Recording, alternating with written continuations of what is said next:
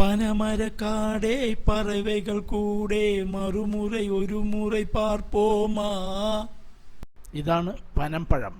ഇത് കേരളത്തിൽ പാലക്കാട് മാത്രം കിട്ടുന്നു. അതിന് നമുക്കൊന്ന് ചുട്ടിട്ട് ഒന്ന് കഴിക്കാം. എങ്ങനെയാണ് ചൂടണമെന്ന് നോക്കാം. വിറകടുപ്പിൽ കുറച്ച് വിറക് വെച്ച് തീ പിടിപ്പിക്കുക. അതിന് മേലൊരു കമ്പി വയ്ക്കുക. എന്ന് ഈ പനമ്പഴത്തിന് വയ്ക്കാം. എന്താണെന്ന് വെച്ചാൽ നേരെ അടുപ്പിലിട്ടാൽ ചാരമെല്ലാം നമുക്ക് ഇതിനകത്തേക്ക് ആവും. അപ്പോൾ ഇതുപോലെ ആക്കിയിട്ട് നന്നായിട്ട് തിരിച്ചും മറിച്ചും വെച്ച് ചൂടാക്കണം. നന്നായി ഒന്ന് ചുട്ട് വെന്ത് വരട്ടും. വെന്ത് വന്നാലേ അതിനൊരു ടേസ്റ്റ് ഉണ്ടാവുള്ളൂ.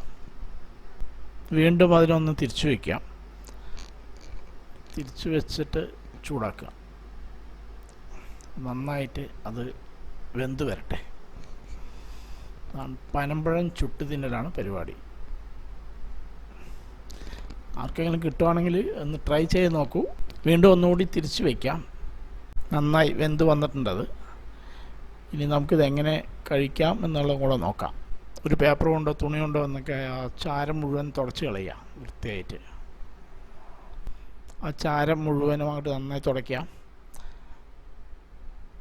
എന്നിട്ട് അതിൻ്റെ പോളകളൊക്കെ ഒന്ന് അടർത്തി കളയുക. നല്ല ചൂടുണ്ടാവും. സൂക്ഷിച്ച് വേണം കൈകാര്യം ചെയ്യാൻ. നല്ല മണം വരുന്നുണ്ട്.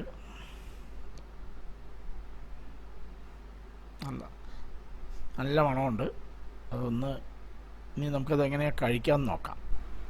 മേളിലെ കവർ പതുക്കെ പൊളിച്ചെടുക്കുക. നമുക്ക് നല്ല ചൂടുണ്ടാവും. കൈ അതാണ്ട് എന്തെങ്കിലും കത്തിയോ സ്പൂണോ വെച്ച് നോണ്ടിയിട്ട് അതെടുക്കുക. ആ മേളിൽ ആ കവർ മുഴുവൻ എടുക്കുക.